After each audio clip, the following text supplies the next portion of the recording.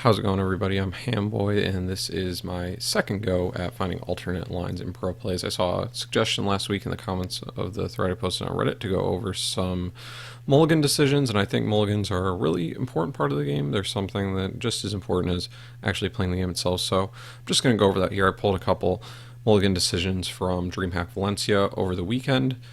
They're not in spots where I necessarily disagree with lines the player took, but there are different lines that I can see, at least on one side of the board. So I'm going to talk about those somewhat briefly. It'll probably be another 5-6 minute video, hopefully. So the first matchup we have here is, I believe, Weasel on Warlock and Rubo on what I believe to be Aggro Shaman, judging by the Doomhammer. Players aren't really important. The matchup is more what we're looking at here. On the side of the zoo, we have Argent Squire, Argent Horse Rider, and Soulfire. And all you know is that you're playing against a Shaman. Although I believe in DreamHack, actually, they do release deck lists to the top 16. And since this is a top 16 match, the players should know what they're up against. So Weasel probably does know that he's up against Aggro Shaman. That being said, the most obvious keep is Argent Squire. You're keeping that every time just because you want it on turn 1. Any one drop against Aggro Shaman is fine. If you get an abusive, it kills a Tunnel Trog. Generally good stuff. There are maybe cases where you don't want to keep Argent Squire, but I can't really think of any off the top of my head. Maybe Druid or something because it doesn't put on pressure, but even then it deals with Living Root. So standard stuff every matchup. Argent Horse Rider, exactly the opposite. Basically, you're never keeping it because you want something to play on 2, maybe even another 1 drop. The card that I would have liked to maybe see a keep here on is Soulfire. A lot of times playing this matchup from the Shaman side, one of the ways you really get slowed down in the early game is when they have an answer for your Totem Golem. And with Argent Squire keeping the hand already, you're not really going to be able to abusive into a Totem Golem if your opponent goes coin Totem Golem, because it just won't kill it. And you really don't want a power overwhelming. So instead, I'd like to see a Soulfire keep. The discard is really annoying, but sometimes the tempo you get from just Soulfiring out a coin Totem Golem, especially if they can't really draw into a play for the next turn, or they have maybe a weaker play next turn, like a Tunnel Trog that you could deal with an Abusive Sergeant, you can kind of just blow out the game from there. So while maybe it's not a 100% keep, and maybe some better Zoo players than myself would say it's a throw every time here, I do think it's worth considering keeping for sure. On the side of the Aggro Shaman, it's pretty simple stuff, I think. You're just going to throw away the Doomhammer and keep everything else. I mean, maybe in some scenarios you can argue throwing away the Rockbiter, but because you're playing against Zoo, you really just want the Rockbiter to deal with an early turn. If you're playing against Renalock, I do think you can throw the Rockbiter a lot of the time, but even then, keeping it to deal with an Imkang boss, or even a Peddler in the early game, isn't the worst thing to do. And so now you can see what they went with here. Weasel just kept the Argent Squire, never keeping the Horse Rider, and he decided that he didn't want the Soulfire. Worth a decision. I'm not 100% sure what's correct. I think this is pretty fine as well. It's definitely better if the Totem Golem doesn't come down. So I think keeping Soulfire is kind of planning for the worst, maybe, rather than playing for the best. And while you can't see the Totem Golem in his hand, so it's easy for us to make the decision for Weasel to maybe, hey, keep the Soulfire to deal with the Totem Golem that's obviously coming. If you're on Weasel's side, you just want more consistent early game than the Soulfire, so that's probably the reason for keeping it.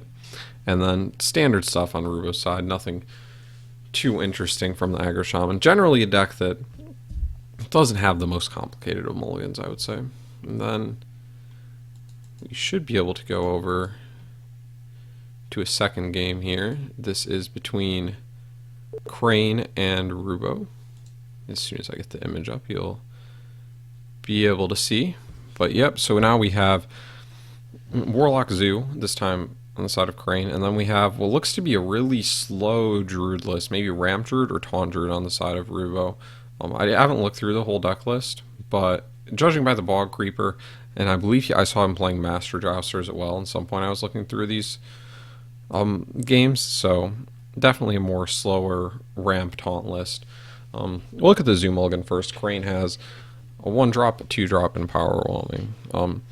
Druid is one of those matchups where sometimes you don't keep some 1-drops because they don't apply a lot of pressure. Possessed Villager is close to being one of those cards, I think. While it is nice to play it on 1, a lot of the times Druid doesn't really play anything too big in the early turns, especially if you know it's a Ramp Druid. So you want cards that put on more pressure. Flame Imp is one of those cards, particularly. Other than that, you don't really have a ton of like 2 or 3 attack minions on turn 1. You don't really want to play Abusive Sergeant out. So I think sometimes you do want a hard mulligan for Flame Imp or just like even bigger 2 drops that you can play on 2 as opposed to just going like Possessed Villager on 1, pass on 2. So you can definitely argue for mulliganing that away. I don't think you can ever keep the Power Overwhelming, but I do think there is an argument for keeping the Direwolf Alpha, just to have something to play on 2. It isn't the best 2-drop, so I think I'm personally throwing it back a lot of the time.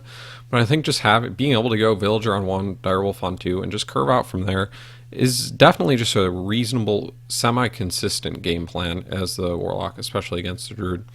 That being said, I'm definitely only keeping the Possessed Villager. I'm not sure what Crane did exactly. I flipped through it, but I can't remember what he saw, but we'll see it in a second. And then on the other side of Rubo, the Druid Mulligan is one that I think is interesting as well. Here we see him pick up an Innervate, which is obviously like the auto-win card as Druid. And then we have Fandral, Bog Creeper, Swipe. We're definitely never keeping Swipe. Even though it's good against Zoo, you really don't want to play to find yourself in a position where you need to swipe on 4. It's often something you're going to throw down on 6 with like a Wrath or Hero Power. And then Bog Creeper, again, just 7 mana, never keeping. The card that I think should be kept here is I like keeping Fandral. Having something to Innervate out in the early game is generally good if you're going to be feeling a lot of pressure. And while maybe in a ramp-heavy deck you want to save that Innervate to Innervate out like a 6 or 7 drop, sometimes Innervate Fandral into Living Roots or Wrath can just win you the game on the spot. Even Raven Idol in the early game, just getting 2 cards of value out of it is sometimes insane.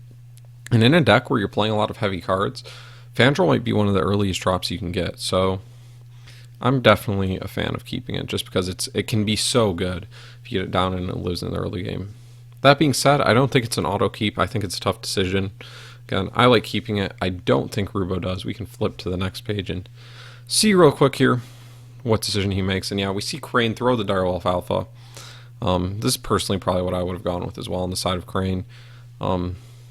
It's okay on 2, but you play so many 2-drops that you can often find something better. So you don't necessarily have to keep a 2-drop just to curve out when you do have better options in your deck that you'll most likely find.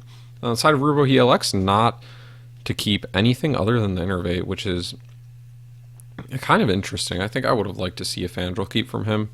I'm not going to play out the rest of the game to see how it worked out. I mean, obviously, if he finds like Wild Growth and then Innervates into a 7-drop on turn 4 or something, then this works out better.